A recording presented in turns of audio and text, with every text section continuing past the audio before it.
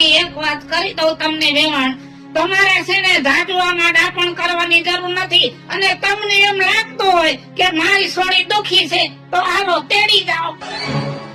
એમાં તેડવાની ક્યાં વાત છે? થોડીક સમજાવવાની વાત કરું છું. બાકી તેડવાની વાત હોત ને તો કેદુની તેડી ગઈ હોત.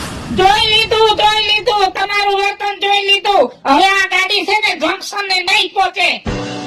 સા પીતા જાઓ. હવે તમારો સાપી જોત છે. હવે તો કાળો પીવાનો થાય છે.